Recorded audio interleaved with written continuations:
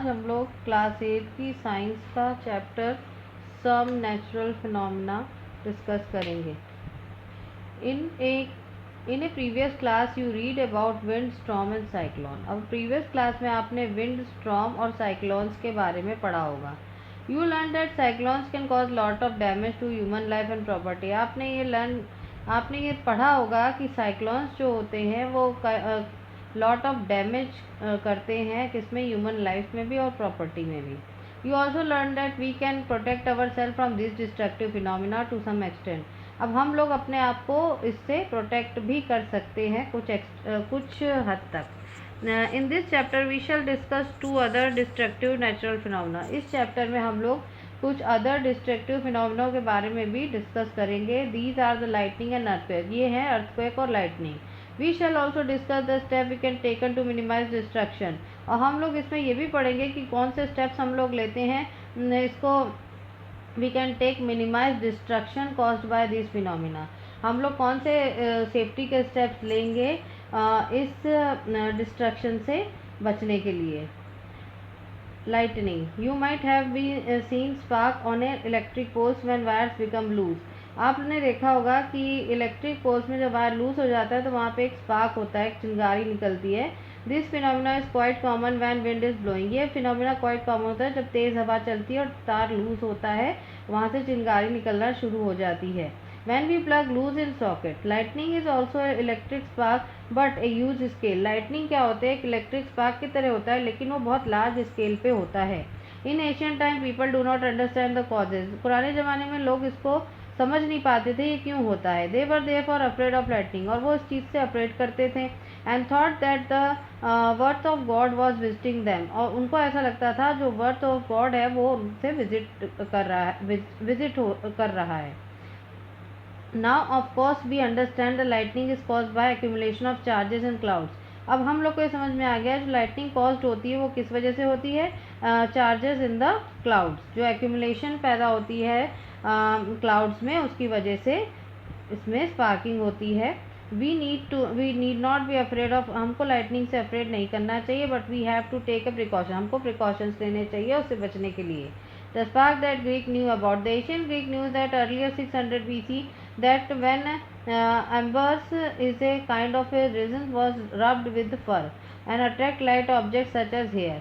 अब इसमें क्या है, एक फर होता है जो हेयर से, मतलब हम लोग उसको रब करते हैं तो उसमें से क्या होता है, एक हल्का सा लाइट ऐसा दिखता है। जब कभी वुलन क्लोथ्स और पॉलिस्टर्स होते हैं, क्लोथ्स होते हैं, you hair stand on ends, वो क्या होते हैं एकदम से, अगर हम उसको रब करते हैं तो एकदम से खड़े हो जाते हैं। If you take off this clothes, अगर हम इस क्लोथ्स को उतार देते हैं in dark, you even seen a spark hair crackling. अब जब उतारते हैं हम तो उसमें क्या होता है, एक स्पार्क होता है और एक क्रैकलिंग साउंड होता है। Franklin, an American scientist, showed a lightning and the spark from your clothes are essentially the same phenomena. अब फ्रैंकलिन जो है अमेरिकन साइंटिस्ट, उन्होंने कहा है कि लाइटनिंग और स्पार्क जो होता है वो जो कि क्लोथ से निकलता है, इसेंशियली द सेम फिनोमिना है। अब है they are related to the lightning in the sky. Let us perform some activity, understand the electric charges. अब हम लोग को कुछ एक्टिविटी परफॉर्म करनी चाहिए जिससे कि हम इलेक्ट्रिक चार्जेस को समझ सके। But recall first you might have played same games when you rub a plastic scale on your dry hair. जब हम प्लास्टिक स्केल को अपने सूखे बालों में रब करेंगे, the scale can attract very small piece of paper. फिर उसको एक पेपर पे टच करेंगे तो वो क्या होगा, स्ट्रक करेगा, अट्रैक्ट होगा उससे। Charging by rubbing, When plastic refill is rubbed with polythene, जब प्लास्टिक रिफिल क्या होता है, पॉलीथीन से रब होता है, it acquired small electric charge. वो क्या एक्वायर्ड करता है, एक स्मॉल इलेक्ट्रिक चार्ज एक्वायर्ड करता है। और सेम चीज़ जो होती है when A plastic com is रब विद ड्राई हेयर, जब प्लास्टिक कॉम जो होता है वो ड्राई हेयर से रब होता है तो वो क्या करता है, वो भी एक स्मॉल चार्ज एक्वायर्ड करता है। इस ऑब्जेक्ट को हम लोग चार्ज ऑब्जेक्ट बोलते हैं। In the process of charging, the refill and the plastic comb, polythene and hair also get charged. इसमें क्या होता है, इस प्रोसेस में चार्ज क्या होता है, refill and the plastic comb, polythene, hair also get charge. इसमें ऑलरेडी सब चीज़ें चार्ज होती हैं। कैसे, charging the refill and the plastic comb, polythene and hair also get charge. Let us try to change some other object that as familiar to you. Types of charges and their interaction. We also select some objects from table for the next activity. Let us summarize the observation. A charged balloon repelled a charged balloon. A charged repelled a charged refill. And but the charged balloon attracted charged refill. अब इसमें बताया charge balloon repelled का मतलब होता है किसी चीज़ को push करना. तो रिपेल्ड ए चार्ज बलून, तो उसमें क्या होता है, एक चार्ज बलून जो है रिपेल्ड कर रहा है एक चार्ज बलून को. ए charge refill repelled A charge refill, but A charge balloon attract A charge refill. लेकिन चार्ज बलून जो है वो चार्ज रिफिल को अट्रैक्ट कर रहा है. Does it indicate that charge on the balloon is of different kind? The charges on the refill, can we say then that there is two kind of charges? Can you also say the charges of the same kind repel another while charges of different kind attract each other? इसमें ये बताया गया है कि charges of same, अगर same चीज़ होगी तो वो क्या करेगा, रिपेल करेगा, लेकिन अगर वो डिफरेंट होगा तो वो अट्रैक्ट करेगा. It is a conversation to call the charges acquired by the glass rod when it is rubbing with the silk as a positive. The other kind of charge is said to be a negative. अब इसमें क्या है, conventions to call the charges. हम लोग charges acquired होता है, कैसे होता है, जब glass rod when it is rubbed with silk या एज ए पॉजिटिव, जब वो सिल्क से रब्ड होता है तो क्या होता है, वो पॉजिटिव होता है. लेकिन अदर चार्ज जैसे कि it's said to be a negative, लेकिन अदर से होता है तो वो रब होता है तो फिर वो क्या होता है, नेगेटिव हो जाता है. It is observed that when a charges glass rod is brought near a charges plastic straw. अब charges glass rod अगर हम उसको charges plastic straw के पास लाएंगे तो क्या होगा, their attraction between the two. Rubbed straw rubbed with the polythene and there is attraction between two. Straw क्या होगा, rubbed polythene से हो जाएगी तो क्या होगा, there is a attraction between two. What do you think would be a kind of charge on the plastic straw?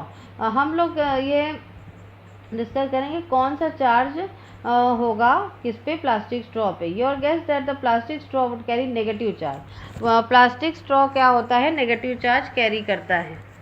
Charges generated rubbing are static. तो electric charge कब जनरेट होता है, जब रबिंग होता है और फिर बाद में वो स्टैटिक हो जाता है. दे do not move by them से, वो खुद से नहीं मूव कर सकता. अगर वो खुद से मूव करता है तो उसको हम बोलते हैं electric current. You have been reading about electric current. हम लोग इलेक्ट्रिक करंट के बारे में पहले भी पढ़ चुके हैं. The current is an circuit which make a bulb glow.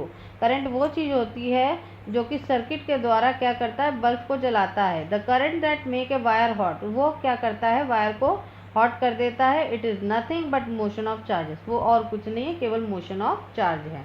Transfer of charges. The aluminium foil strip receive the same charges from the charge refill through the paper clip. अब क्या होता है, एल्युमिनियम फॉइल्स जो होती है उसकी जो strip होती है वो क्या करती है, receive the same charge receive करती है.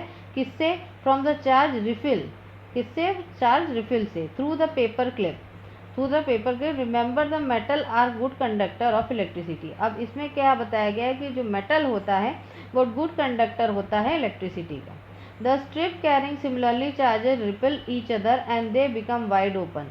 वो क्या करेगा, स्ट्रिप जो होती है वो सिमिलर चार्जेस रिपेल करती है, पुश करती है each other and they become wide open. ठीक है. Such a device can be use to test whether the object is carrying charge और नॉट. अब इसमें क्या है, सच डिवाइसेस यूज होते हैं टेस्ट करने के लिए कि ऑब्जेक्ट क्या कर रहा है, कैरी कर रहा है चार्ज की नहीं. This device is known as electroscope. ये डिवाइस का नाम होता है electroscope. We find the electrical charges can be transferred from charged object to another. अब इसमें बताया गया जो इलेक्ट्रिकल चार्ज होता है वो ट्रांसफ़र होता है कहाँ से, चार्ज ऑब्जेक्ट से अनदर थ्रू ए, किसके द्वारा, मेडिकल कंडक्टर के द्वारा. Touch the end of paper clip gently with the hand, you will find A change. जब आप पेपर क्लिप को छुएंगे तो आपको कुछ चेंज पता चलेगा.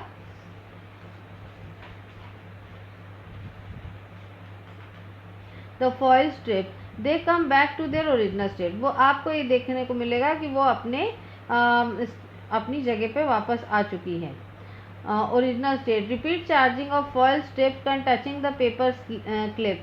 Every time you will find the foil strip collapse and soon as you touch the paper clip.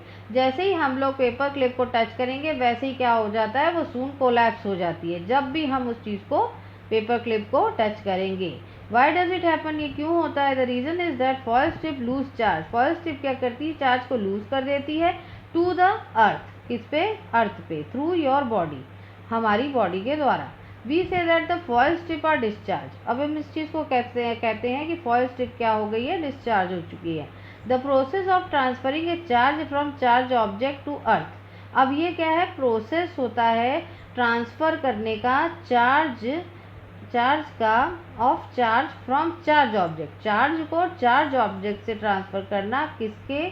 To the earth, is called earthing.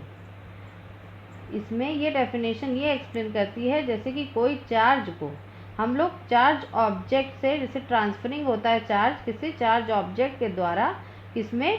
अर्थ से, तो इसको क्या बोलते हैं? Earthing. The story of lightning, it is possible to explain lightning in the term of charges produce by rubbing. अब इसमें क्या बोला गया है? It is not possible to explain lightning, lightning को हम एक्सप्लेन नहीं कर सकते in the term of charges produce rubbing. अब जो चार्जेस प्रोड्यूस होता है रब करने से, इस वे में इसको लाइटनिंग को एक्सप्लेन नहीं किया जा सकता।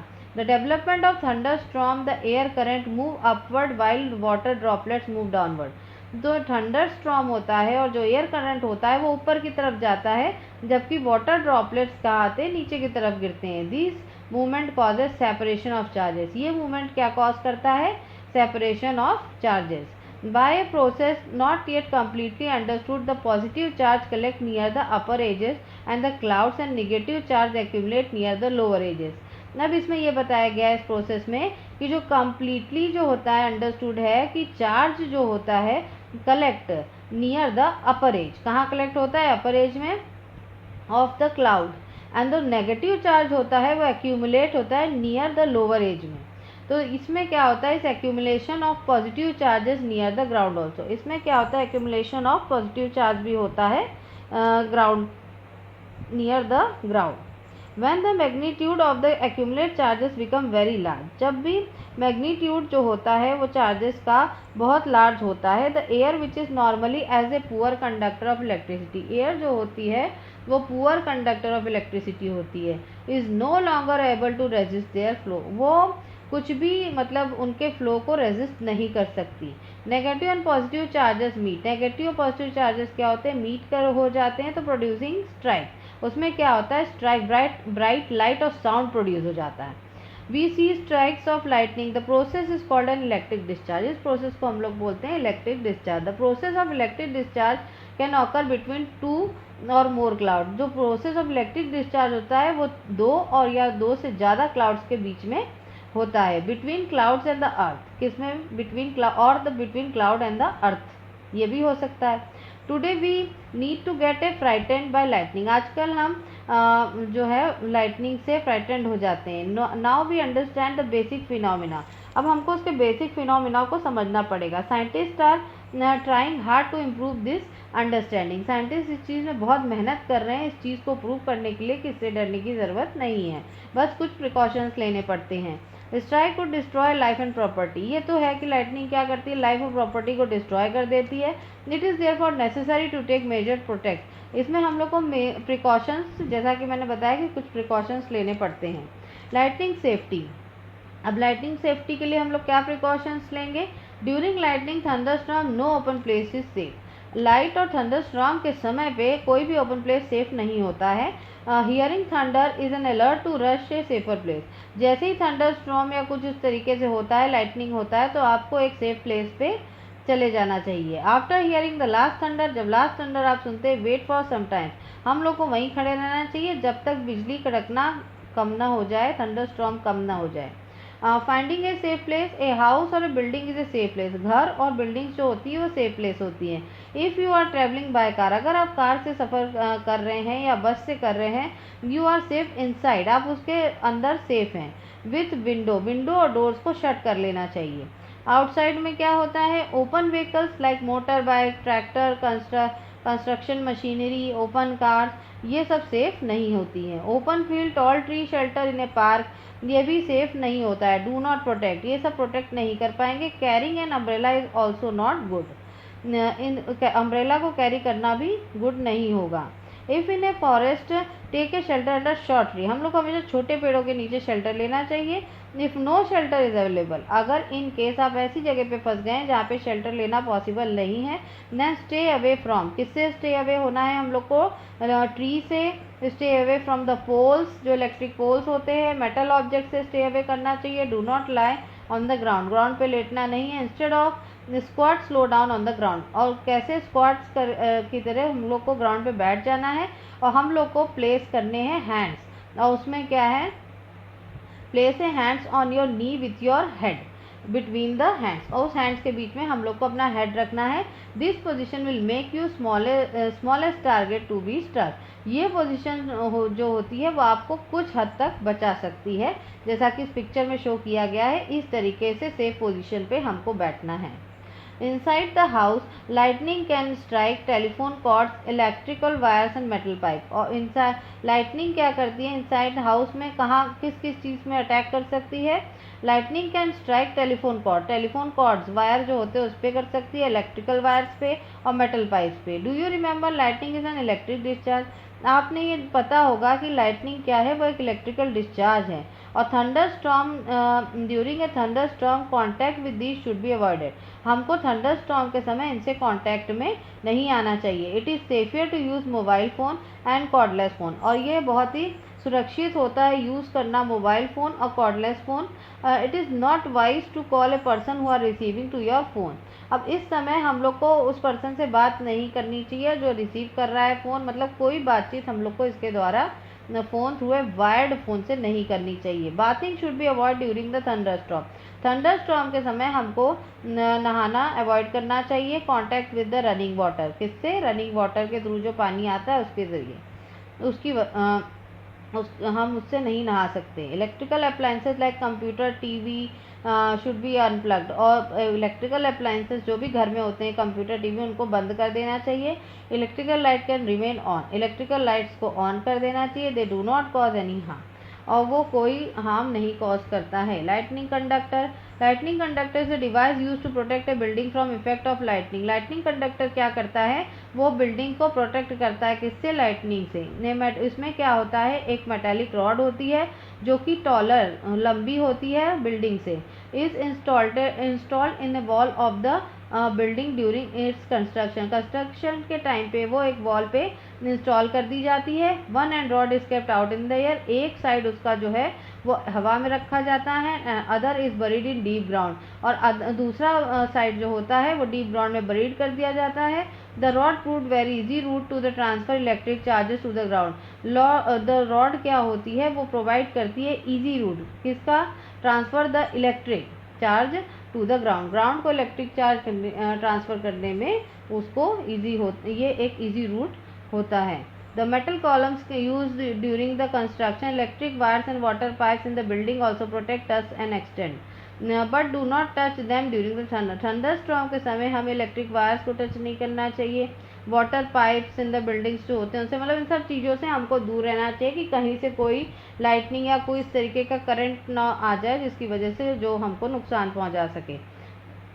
Earthquake, you must learn about the thunder storm and lightning, अब हमने अभी पढ़ा है थंडर स्टॉर्म के बारे में और लाइटनिंग के बारे में। अब हम लोग पढ़ेंगे these natural phenomena can cause large scale, ये नेचुरल फिनोमिना क्या होता है? लार्ज स्केल पे डिस्ट्रक्शन ऑफ ह्यूमन लाइफ पे कॉज करते हैं और प्रॉपर्टी पे भी, मतलब डिस्ट्रॉय कर देते हैं।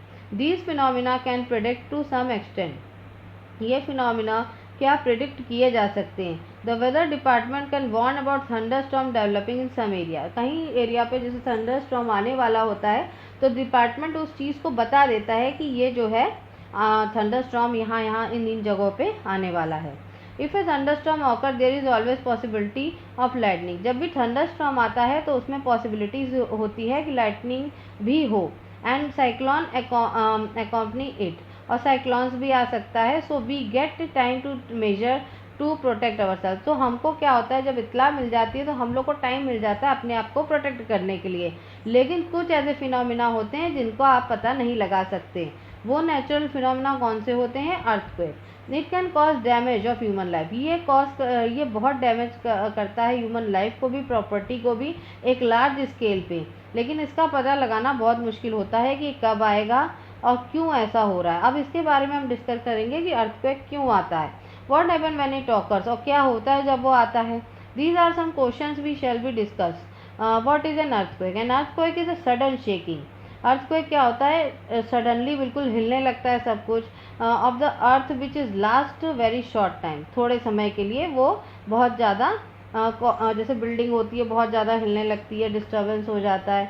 अब ये क्यों होता है? ये इसलिए होता है क्योंकि डिस्टर्बेंस कॉज होता है कहाँ पे? Deep inside the earth. Earth के अंदर जब कोई बहुत निचली सतह पे अर्थ के अंदर जब डिस्टर्बेंस कॉज होता है तब ये चीज़ होती है। Earthquake occur all the time all over the earth, वो कहीं भी ऑकर हो सकता है धरती के किसी भी कोने में। They do not even noticed, उसको नोटिस नहीं कर सकते। Major earthquake are much less frequent, major earthquake जो होता है लेस फ्रीक्वेंट होता है। They can cause immense damage to building, वो किसको मतलब जैसे बिल्डिंग्स को नुकसान पहुंचता है, ब्रिजेस को नुकसान पहुंचता है, डैम्स को नुकसान पहुंचता है। They can be great loss of life and property, इसमें जान भी जा सकती है, प्रॉपर्टी का भी नुकसान होता है। अर्थक्वेक कैन कॉज फ्लड, उसके जरिए फ्लड भी आता है, लैंड स्लाइड भी होते हैं, सुनामी भी आता है। A major occurred in Indian ocean on 26 December 2004, जो मेजर ऑकर्ड हुआ था अर्थक्वेक वो कब हुआ था? 26 दिसंबर 2004 को। All this coastal areas around the ocean suffered huge loss, जो कोस्टल एरियाज ओशियंस के आसपास थे उनको बहुत ही त्रासदी झेलनी पड़ी थी। इन Asian time people do not know the true cause of earthquake, पहले के लोगों को इसके बारे में नहीं पता था कि अर्थक्वेक क्यों आता है। There ideas were therefore express in the mythical story, उनके आइडियाज़ जो होते थे वो एक स्टोरीज़ में हो जाते थे कि भगवान नाराज़ हैं इस वजह से भी आता है, कुछ लोग ये भी कहते थे, बहुत सी चीज़ें वो लोग बनाते थे, लेकिन उन लोग को सही मतलब नहीं पता था कि ये आता क्यों है। Similarly, myths were prevalent in other part of the world also. Now, the causes the disturbance deep down inside the upper layer of the earth. जब वो एक अर्थ में डीप में अपर लेयर जो अर्थ का होता है उसमें जब डिस्टर्बेंस कॉज होता है तब अर्थक्वेक आता है। तो इसमें क्या होता है? The outermost layer of the earth जो होती है is not in one piece, वो एक वन पीस में नहीं होती है, it is fragmented. Each fragmented is called a plates, हर उसका फ्रेगमेंटेशन जो होता है उसको हम प्लेट्स बोलते हैं। These plates are continual motions, they brush past one another, अब वो कंटिन्यूअस मोशन पे रहती है और इसके मूवमेंट में क्या होता है कि they causes disturbance in the earth crust, it is this disturbance that show up as an earthquake on the surface of the earth. अब वो क्या होता है? जब भी उस प्लेट्स में डिस्टर्बेंस कॉज होता है तो वो क्या करता है? एक अर्थक्वेक का रूप लेके आता है। अब इसमें क्या होता है? We know that sure causes of earthquake, it is not at possible to predict them. Earthquake को क्या होता है कि मतलब प्रिडिक्ट नहीं किया जा सकता, उसका पता नहीं लगाया जा सकता कि कब आएगा। Earthquake is cause by the movement of plates, earthquake ये तो हमें पता चल गया है कि मूवमेंट ऑफ प्लेट्स के द्वारा ही होता है। The boundary of the plates are the weak zone where earthquake are more likely to occur, जो बाउंड्री होती है जो बाउंड्रीज होती है प्लेट्स की वो क्या होती है? वीक जोन होती है where the earthquake are most likely to occur, जहाँ पे वो अर्थक्वेक ज़्यादा आता है। जैसे कि द वीक जोन एरिया कौन से होते हैं in India?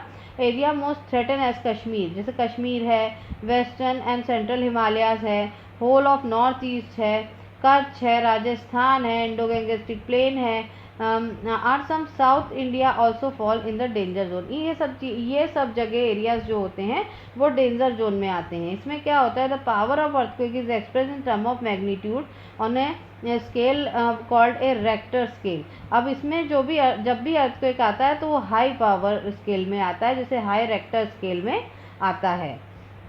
Magnitude higher than 7, जो भी इसका मैग्नीट्यूड होता है वो 7 से ज़्यादा होता है, 7.5 होता है, इसमें ऐसा शो किया गया है।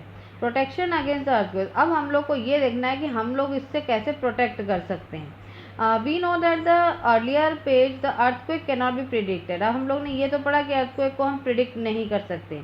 And we have also seen that they can highly destructive, और हम लोग ये भी देखा है कि वो हाईली डिस्ट्रक्टिव होता है, वो हर चीज़ को नुकसान पहुंचाता है, हर चीज़ में ह्यूमंस लाइफ को, प्रॉपर्टी को, बिल्डिंग्स को नुकसान पहुंचाता है। Where earthquake are more likely to occur, earthquake जहाँ पे बहुत ज़्यादा आने की संभावना होती है वहाँ पे हम लोग को क्या करना चाहिए, first of all the building of this zone should be design, building जो होती है उस जोन की इस तरीके से डिज़ाइन की जानी चाहिए कि अर्थक्वेक के समय उसमें कोई भारी नुकसान न हो। तो इसके लिए क्या होता है, कंसल्ट ए क्वालिफाइड आर्किटेक्चर, एक क्वालिफाइड आर्किटेक्चर से कंसल्ट किया जाता है, उस तरीके से बिल्डिंग को बनाया जा सकता है जबकि भूकंप आए तो उसमें कोई प्रॉब्लम ना हो और जो पीपल्स हैं वो बच जाएं। The highly area use mud a timbers in better than using heavy construction, वहाँ पे हैवी कंस्ट्रक्शन मटेरियल का यूज़ कम होना चाहिए। Roof is light as possible, roof को लाइट होना चाहिए। In case structure for the damage will not be heavy, अगर इन केस स्ट्रक्चर गिरता भी है तो उसमें भारी डैमेज ना हो। It is a better if the covered and the shelves are fix, इसमें कवर्ड और सेल्फ क्या होती है, फिक्स्ड होनी चाहिए ताकि वो हिले नहीं और गिरे नहीं या किसी को नुकसान ना पहुंचा सके। Be careful where do hang walls clock, अब हम लोग को हैंग वॉल्स और क्लॉक के बारे में भी देखना है, उससे हम लोग को दूर रहना चाहिए। वाटर हीटर को बंद कर देना चाहिए। Earthquake do not fall on the people, ये सब चीज़ें किसी के ऊपर नहीं गिरनी चाहिए जिससे कि उसको चोट लग जाती है, चोट न लग सके, ऐसा ध्यान देना चाहिए। Some people may catch the fire due to an earthquake, earthquake के समय में क्या होता है, कुछ बिल्डिंग्स में क्या होता है, आग लग जाती है। It is necessary that all buildings specially tall building, कई बिल्डिंग्स में आग लगती है जबकि खास करके जो लंबी लंबी बिल्डिंगें होती हैं, have a fire fighting equipments in working order, वहाँ पे फायर फाइटिंग इक्विपमेंट्स जो होते हैं वर्किंग ऑर्डर में वहाँ पे होने चाहिए, मतलब हर चीज़ का अलर्ट होना चाहिए, हम लोग को लापरवाही नहीं बरतनी चाहिए। If you are at home, अगर हम घर पे हैं तो हमें क्या करना चाहिए, हमको टेबल के अंदर टेबल के नीचे छुप जाना चाहिए जब तक अर्थक्वेक आ रहा है। Stay away from tall and heavy object, हम लोग को लंबे और हैवी ऑब्जेक्टों से दूर रहना चाहिए। If you are in bed do not get up, अगर आप बेड पे हैं तो आपको उठना नहीं चाहिए। प्रोटेक्ट योर हेड, हेड को हमको अपने हेड को किससे प्रोटेक्ट करना चाहिए, पिलो से। इफ़ यू आर आउटडोर, अगर आप बाहर हैं, find A clear spot away from the building, building से दूर कोई क्लियर स्पॉट है जो ओपन है वहाँ पे आपको खड़े हो जाना चाहिए।